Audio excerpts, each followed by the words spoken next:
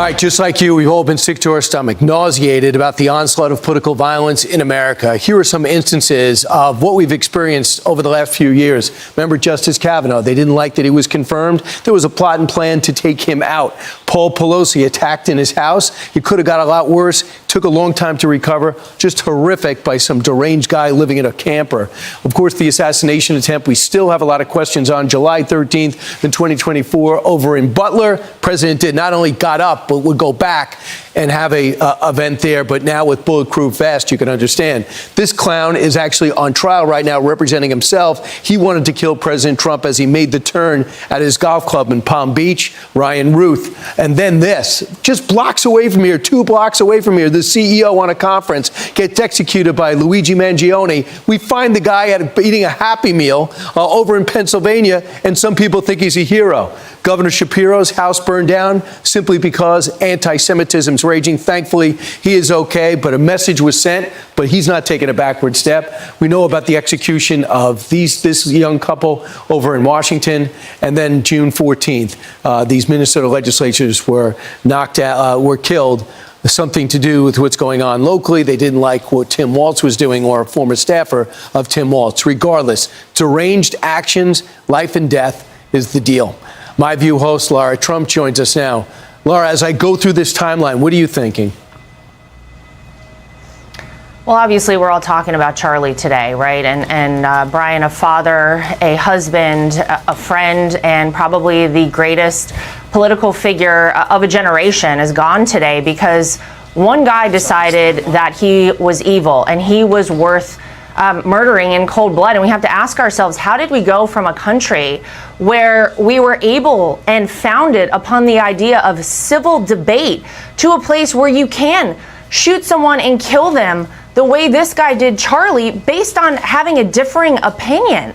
And, you know, you look at the way, especially, I think, conservatives have been framed by the legacy media. The names we've all been called. Charlie's been called those names. Donald Trump has been called those names. But conservatives as a whole have been called fascists and Nazis and racists consistently. Those kind of words evoke a visceral reaction in people. True racists, true Nazis, and true fascists are horrible individuals. Charlie was none of those things. Donald Trump is none of those things. But we saw 2 assassination attempts on Donald Trump's life. Someone actually killed Charlie over what they thought, you know, I'm sure was a warranted thing because those kind of people are evil. But Brian, look at what the legacy media has parroted, the way they have consistently framed conservatives in those ways over the past decade, really. What do you expect to happen?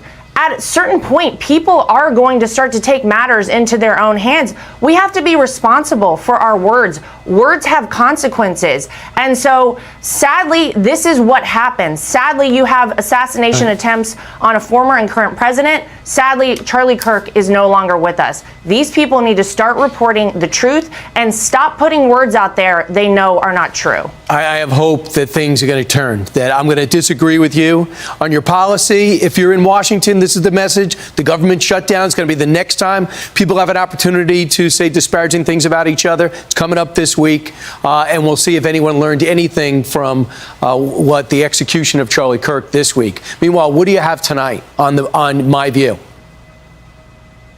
Well, obviously, we're honoring Charlie's legacy tonight, and you know, I've wanted to have this individual on my show for a long time. I didn't think this would be the way I would do it. Eric Trump, my husband, who is a friend of Charlie's, is going to come on and talk all about him and remembering him. We have Dean Phillips, who is a Democrat. We talk about the ways we can unify in the midst of all of this. Scott Pressler, who is another mobilizer out there who's going to continue on what Charlie started. And then we have Howard Lutnick. You know, we can't forget this was the week of September 11th. Howard, our Commerce Secretary, lost a lot of people on September 11th, 2001, and he's remembering that as well. Right. Eric, not only is he a great guest for you, to see you two together is fantastic. I talked to him yesterday on the radio.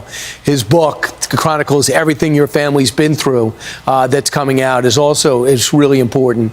Lara Trump, thanks so much. Best of luck tonight. We'll all be watching. That is tonight at 9 o'clock. You don't have to do it all at once. Focus on small wins. Every step forward is progress. Keep taking action, no matter how tiny. Momentum builds. Your dreams are closer than you think. Just stay consistent. Subscribe for more life-changing thoughts.